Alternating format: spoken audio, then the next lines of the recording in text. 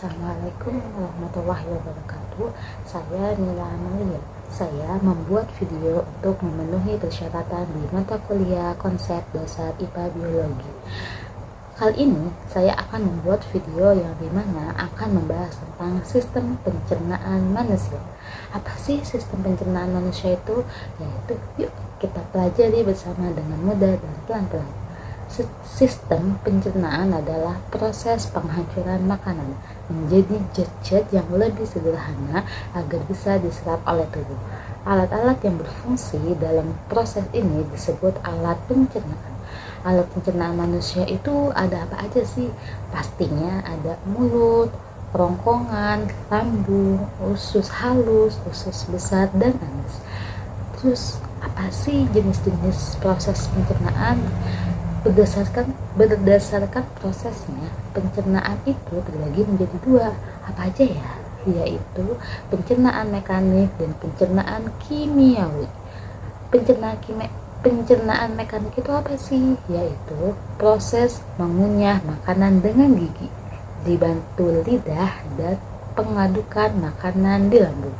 Nah, jadi proses pengunyahan makanan di gigi yang dibantu oleh lidah itu yang akan diadukan di dalam lambung itu adalah proses pencernaan mekanik.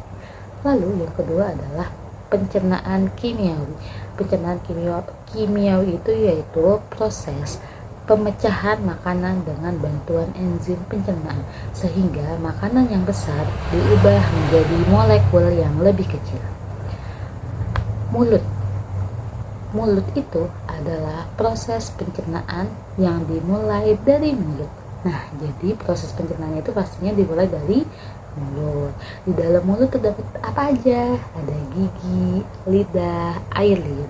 Kalau gigi dan lidah itu berperan dalam pencernaan mekanik, yaitu mengunyah dan menghaluskan makanan. Kalau air liur itu berperan dalam pencernaan kimiawi karena mengandung enzim pitialin atau amilase. Enzim itu apa ya? Atau dia tuh berfungsi apa sih di dalam air liur itu? Nah, enzim ini berfungsi mengubah zat tepung atau karbohidrat menjadi gula. Itulah sebabnya jika kita mengunyah nasi lama-lama, rasanya akan manis. Nah, selain mulut tadi ada apa aja? Nah, di dalam mulut kan ada gigi. Nah, kalau gigi itu berfungsi untuk menghancurkan makanan.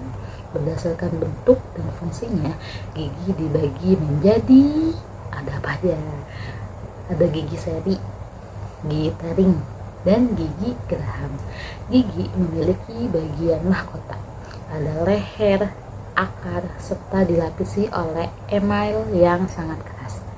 Nah, tadi itu kita udah membahas tentang mulut, tentang gigi. Nah, sekarang kita akan membahas tentang lidah. Kalau lidah itu dia memiliki fungsi yang sangat penting nih pastinya. Karena kan yang kita tahu lidah itu mempunyai rasa yang berbeda-beda, ya kan?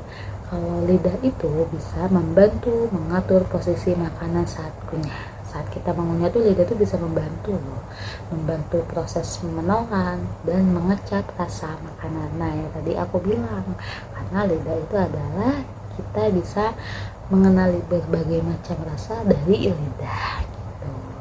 Terus yang kedua, saat ini kita ngebahas tadi kan tentang mulut, tentang bagian-bagian mulut. Nah, sekarang yang kedua kita akan membahas tentang kerongkongan. Kerongkongan itu adanya di mana? Setelah dari mulut, pastinya masuk ke dalam kerongkongan. Kerongkongan itu adalah salur yang menghubungkan mulut dengan lambung. Makanan didorong ke lambung oleh gerakan otot yang disebut gerak peristaltik, yang disebut dengan gerak peristaltik. Gerakan ini terjadi secara otomatis dan tidak bisa dikendalikan. Itu adalah fungsinya dari kerongkong, yaitu adalah yang membawa makanan penghubung antara mulut dan dengan lambung. Nah, sekarang kita membahas yang ketiga, yaitu adalah lambung.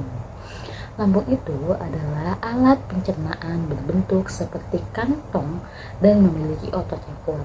Di dalam lambung, makanan itu diaduk dan dicampur dengan asam lambung. Nah, pastinya kan kita tuh punya lambung. Nah, di sini ketika makanan diaduk dan dicampur dengan asam lambung itu berfungsi membunuh kuman yang masuk bersama makanan. Lambung juga menghasilkan enzim. Selain tadi air liur, lambung juga menghasilkan enzim. Nah, pepsin yang mengubah protein menjadi zat yang lebih sederhana, dan renin yang berfungsi mengumpulkan protein susu. Nah, itu dari bagian-bagian lambung. Nah, sekarang kita akan membahas tentang yang keempat adalah usus halus. Nah, kan tadi tuh ada mulut, ada kerongkongan, ada lambung, ada usus halus, usus besar. Masih ingat dengan penjelasan saya sebelumnya? Sekarang kita akan membahas yang keempat adalah usus halus. Usus halus itu terbagi menjadi 3 bagian loh. Nah, ada apa aja? Usus 12 jari, usus kosong, dan usus penyerapan. Di usus 12 jari ini terjadi pencernaan kimiawi dengan bantuan, masih inget gak tadi pencernaan kimiawi itu ngapain aja tuh pencernaan kimiawi?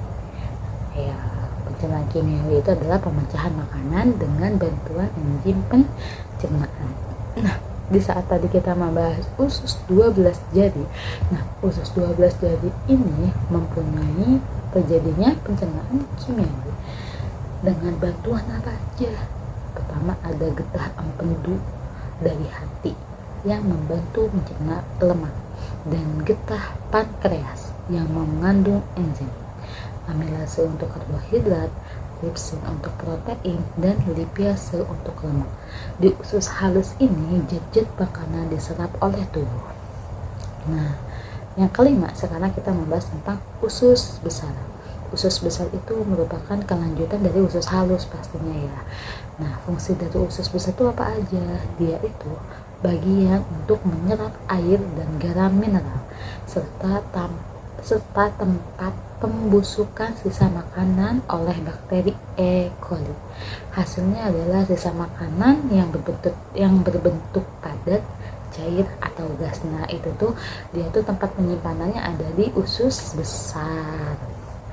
Terus apalagi masih ingat gak selain tadi mulut, terus kerongkongan, lambung, usus halus, usus besar. Nah, sekarang kita membahas yang keenam, yaitu adalah anus, bagian yang terakhir dari sistem pencernaan, yaitu adalah anus. Melalui anus, sisa makanan yang sudah tidak dibutuhkan tubuh, yang udah nggak dibutuhin tubuh lagi nih, dia keluar dalam bentuk tinja. Nah, itu adalah anus, bagian dari sistem pencernaan yang akan mengeluarkan bentuk tinja. Nah, penyakit pada sistem pencernaan itu pastinya ada dong, yang seperti kita tahu kayak tadi ada lambung, atau bisa kita kenal tuh biasanya mah ya. Itu adalah dari penyakit pencernaan yang seperti kita ketahui ada mah. Terus appendicitis. Nah, kalau mah itu kan pasti yaitu radang lambung. Nah, ada juga dari appendicitis. Nah, appendicitis itu yaitu radang usus buntu. Dan yang ketiga ada disentri yang disebabkan oleh bakteri. Terus ada yang keempat sembelit karena kurang serat, dan sariawan. Nah, jadi ada 5 tuh penyakit pada sistem pencernaan. Tadi ada apa aja? Ada mah, appendicitis, disentri, sembelit, dan sariawan. Itu adalah macam-macam penyakit pada sistem pencernaan. Gimana sih cara menjaga kesehatan dalam alat pencernaan? Ayo, pokoknya harus diingat-ingat terus nih.